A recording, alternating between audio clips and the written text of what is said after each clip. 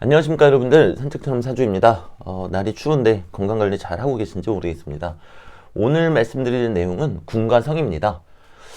제가 예전에도 이 내용으로 영상을 한번 올렸던 적이 분명히 있었을 거예요. 근데 저도 역시 공부하는 입장이고, 또 이게 강의를 하다 보면요, 또 저도 공부되는 것들이 꽤나 많거든요. 그래서 아마 이전에 올라왔던 내용보다는 여러분들께서 좀 더 알기 쉽고, 그리고 좀 더 친절한 그런 영상이 되지 않을까 싶습니다. 자, 우선 궁과 성이 뭔지부터 알아야 되겠죠. 자, 궁이라는 거는 자리를 뜻하는 겁니다.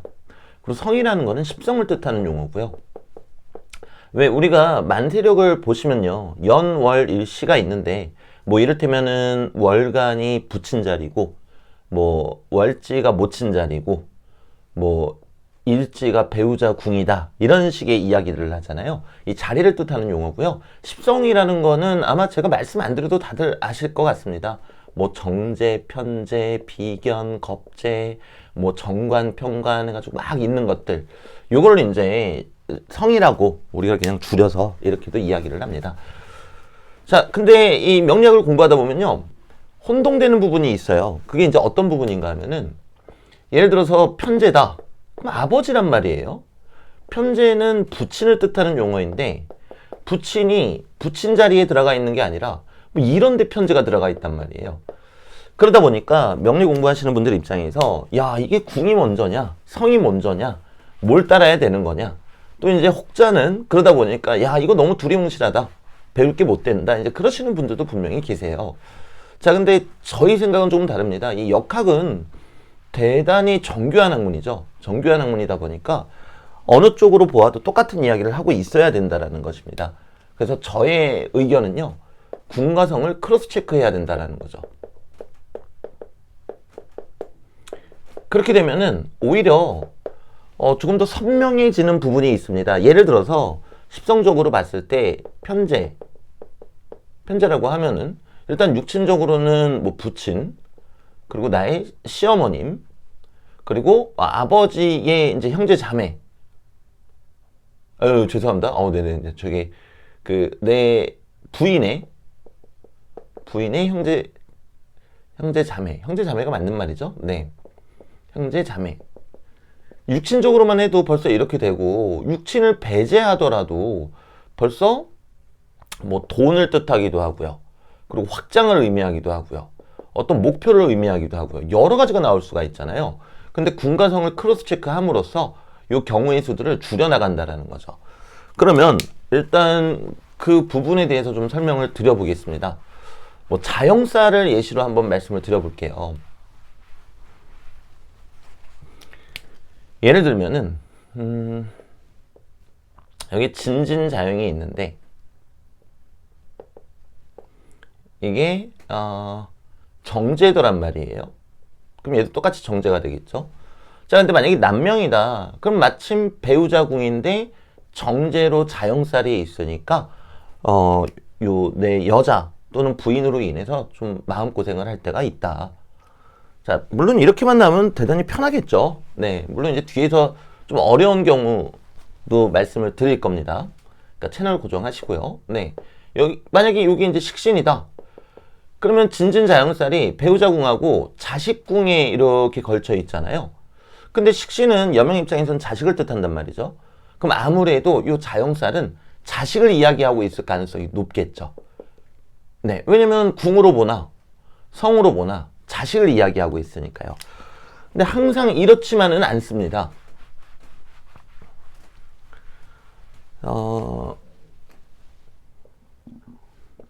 예를 들어서 여기에 상관이 있는데, 상관은 자녀를 뜻하기도 하잖아요. 여명 기준으로요.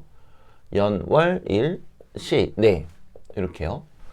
자, 근데 자식이면은 이 자리에 들어가 있어야 되는데 여기에 있는 상관을 나타내더란 말이에요. 자, 이럴 때 저 같은 경우는 어떻게 하나 하면요, 여기 있는 글자가 만약에 기사다.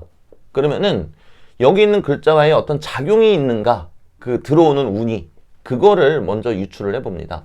자, 만약에 계유라는 운이 들어왔다. 그러면 자식 자리에서도 변화가 감지가 되죠. 사유 반합을 하고요. 그리고 기계충을 하고 있습니다. 그러면서 자식을 이야기하고 있으니까, 궁으로 보나 성으로 보나 이건 틀림없이 자식을 이야기하는 것이다. 이제 이런 식으로 판단을 한다는 거죠. 조금만 더 해볼게요.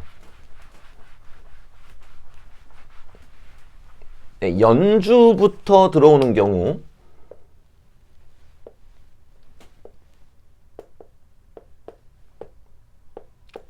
해해 자영살이 있는데 이게 편인이더란 말이죠. 자, 편인은 육친적으로 친가 쪽의 할아버지를 뜻합니다. 여기가 조상자리다 보니까 할아버지한테 해당된다고도 이야기할 수 있겠죠. 자, 그런데 내가 나이를 먹었고 친할아버지는 돌아가신 지 오래됐더란 말이에요. 자, 근데 해의 자영살에 해당되는 운이 들어왔다고 가정을 해보잔 말이에요. 자, 근데 편인은 뭐 굳이 따지자면은 나의 모친의 그 성별이 다른 남매를 뜻하는 거니까 굳이 따지면 삼촌이 되겠지만 요즘 현대사회에서는 삼촌까지 가는 경우 별로 없잖아요. 일적으로 엮여 있는 게 아니면. 그럼 대체 무엇을 의미하는가라는 관점에서 봤을 때 국가 자리를 끼고 있고 여기가 국가 자리, 조상 자리이기도 하지만 국가 자리도 해당되겠죠. 그리고 편인이면은 서류를 뜻하고 있으니까 아, 국가 자리와 관련해서 서류와 관련된 어떠한 사건이 일어나겠구나. 이런 식으로 군가성을 통해서 유추해 나간다라는 거죠. 자, 그런데 국가 자리에서 서류면 뭡니까? 많은 분들이 모르시는 부분들이 있는데요. 신용등급의 변화도 대단히 많습니다. 신용등급의 변화 같은 경우에는 내가 알고 있더라도 이렇게 의식적으로 인지하지 못하고 있는 경우도 대단히 많겠죠. 그리고 또 어떤 경우가 있나 하면요. 뭐 대출과 관련된 부분. 그냥 좀 슬픈 얘기지만 우리가 이제 가계 빚이, 가계 부채가 늘어나면서 대출 받는 게 좀 일상화됐잖아요. 그러다 보니까 모르시는 경우도 많고요. 또는 사업자 명의, 사업자 등록을 했다라거나 뭐 명의 변경을 했다라거나 이런 경우에도 해당이 되는 것입니다. 자, 그런데 이제 예외적인 경우들도 있어요. 죽었다 깨어나도 십성적으로는 알겠는데 궁으로 봤을 때는 죽었다 깨어나도 모를 것 같은 그럴 때가 있더란 말입니다. 물론 저 같은 경우는 이 경우를 찾지 못한 것 뿐이지 사실 군가성으로 크로스 체크를 하면은 분명히 찾을 수 있다라고 생각을 하기는 합니다. 그래도 공부하는 과정에서 그게 안 보일 때도 있을 거 아니에요. 뭐 예를 들면은 여기 식신. 그럼 이제 자녀라는 뜻이 되는데 제가 아까 전에 말씀드린 것처럼 여기서는 그 어떠한 변화도 없더란 말이죠. 그럼 자식이 아닌가? 라고 생각을 했는데 자식의 변화로 일어나는 경우가 분명히 존재합니다. 근데 그때 여러분들이 보셔야 될 게 뭔가 하면요. 제가 방금 전에도 말씀드렸다시피 내가 찾지 못한 것 뿐이지 사실 군가성에서 같은 이야기를 하고 있을 것이다 라고 말씀드렸잖아요. 근데 그걸 배제하더라도 이 군가성에서 변화가 안 일어나는데 여기에서 이 국가 자리에서 자녀 관련된 이야기를 하고 있는데 정말 자녀 관련된 변화가 일어났다. 그렇다면 무슨 얘기인가 하면요. 말 그대로입니다. 국가 관련해서 또는 조상님 관련해서 자식의 변화가 일어나는 겁니다. 뭐 국가 관련해서라면은 뭐 자녀분을 유학을 보내기로 했다라던가 아니면은 내 아이가 예체능을 하고 있는데 뭐 국가기관에 준하는 또는 국가기관에 어떤 거를 서류 등록을 해야 된다라던가 그런 형태로 일어나게 되는 거고요. 뭐 조상 관련이 없을 것 같지만 있는 경우 대단히 많습니다. 뭐 외가 쪽에 뭐 어떤 토지가 있는데 뭐 여러 가지 이유로 그 토지를 내 자식한테 물려주기로 했다더라. 뭐 그냥 예시를 드린 겁니다, 여러분들. 네. 이런 식으로 우리가 찾지 못하는 것 뿐이지 그게 일어난다라는 거죠. 하지만 이거보다 여러분들이 실제로 임상하시기에 훨씬 더 좋은 방법이 있어요. 그거를 제가 말씀드릴게요. 유자영살이 이렇게 있어요. 유자영살이 있고 이게 정인이라고 한번 해보겠습니다.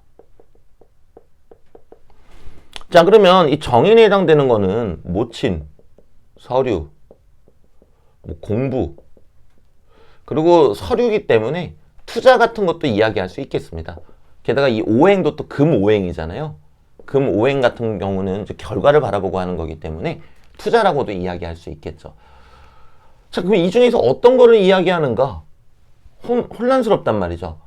암만 이 명식을 봐도 모르겠더란 말이에요. 원래는요, 이 사람이 지난 대운을 보면서, 지난 대운과 사주 원국을 보면서 이게 모친이겠다, 서류겠다, 공부겠다, 투자겠다를 여러분들이 유추하시면서 가는 게 맞아요. 뭐 이를테면 이런 거죠. 사주 원국을 분석하고 지난 대운의 발자취를 쫙 보면서 아, 이 사람은 어머님한테 신경을 많이 쏟을 수밖에 없겠구나. 그리고 이 사람의 성격 그리고 걸어온 발자취에 따라서 투자에는 욕심이 없는 사람이겠다. 그리고 이 사람의 직업적인 특성을 보아하니 공부와도 관련이 없겠다. 그러면 필시 모친일 가능성이 높겠다. 이제 이런 식으로 들어가는 게 사실은 뭐랄까요? 전공법이랄까요? 그런데 사실 그렇게 보려면 너무 어렵잖아요. 때문에 가장 획기적인 방법은요. 가족분들의 명식으로 크로스 체크 하시면 됩니다.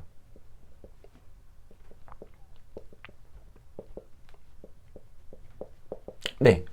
무슨 얘기인가 하면은 이분의 어머님 사주팔자를 보는 거예요. 그래서 이분의 어머님, 뭐 이분의 모친, 그리고 자녀, 이분의 자녀, 이 명식의 주인공이에요.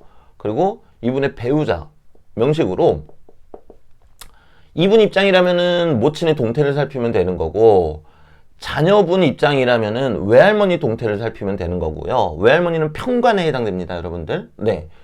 그리고 배우자 입장에서는 내 장모님의 동태를 살펴보면 되겠죠. 자, 그런데 장모님에 대한 이야기는 전혀 없더란 말이에요. 외할머니에 대한 이야기도 전혀 없고요. 그러니까 편관에 해당되는 이야기도. 그리고 이분 모친 거를 봐도 별 문제가 없을 것 같아요. 그럼 모친이 아닌 거죠. 자, 그 다음에 또 가족분들 거를 통해서 이분의 자녀분이라면은 우리 엄마가 공부하는 운인가? 아니면 투자할 운인가?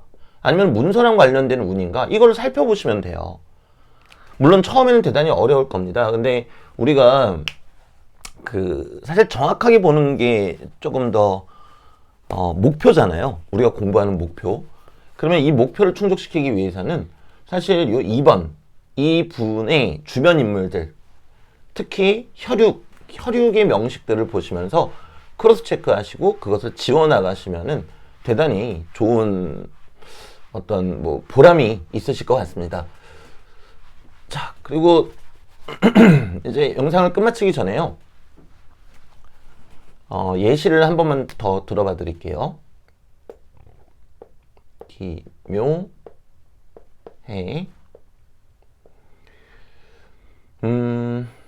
그리고 미, 정 이렇게 제가 명식을 만들어 봤습니다. 자, 그런데 어떤 분이 죄송합니다. 목이 자꾸 잠기네요. 여러분들 감기 조심하십시오. 저는 아직 감기는 아닌데 목이 좀 안 좋은 것 같습니다. 어떤 분이 정미대운이 왔다라고 해볼게요. 자, 이 경우도 여러분들 지금 말씀드리는 거 잘 한번 들어봐 주시면 좋겠어요. 죄송합니다. 목을 좀 풀겠습니다. 영상 끝날 때까지는 버틸 수 있을 줄 알았는데 정말 죄송합니다. 네. 근데 영상을 다시 찍기에는 시간이 너무 아깝습니다. 네. 양해 부탁드리겠습니다. 네.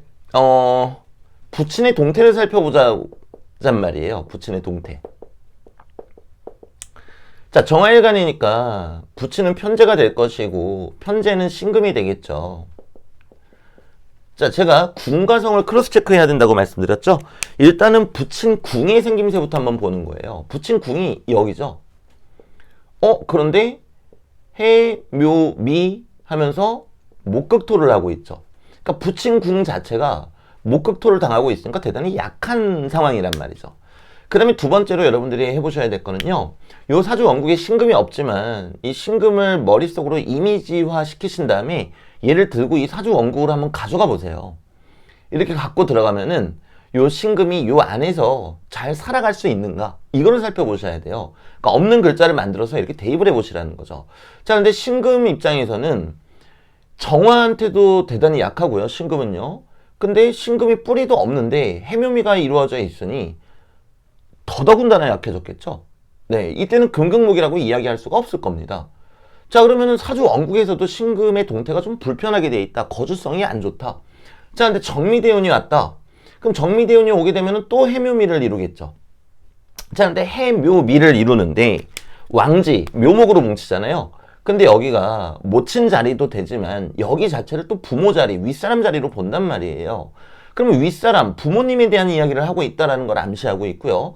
그리고 두 번째, 정미대운이면은 신금을 여기다 이렇게 낑겨 넣었을 때 어떻게 되는 느낌입니까?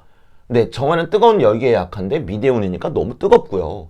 그리고 요 사주 원국에서는 신금의 뿌리가 없으니 신금이 금극목을 할 수가 없는데 해묘미가 하면서 또 목기운이 강해졌으니 이중으로 신금이 약해졌고요. 자, 그리고 세 번째로 천간에 정화가 통근해서 신금을 강하게 극하고 있으니 더더군다나 안 좋아졌겠죠. 그럼 이제 이런 대운에서 부친의 동태가 많이 안 좋겠구나. 이런 식으로 군가성을 크로스 체크하시면서 확인하시면 됩니다. 물론 처음에는 어렵습니다. 그래서 한 가지 팁을 드리자면요. 이미 일어난 과거의 사건을 가지고 여러분들이 군가성을 한번 확인해 보시는 연습, 그 연습을 하시면 아마 큰 도움이 되실 것 같아요.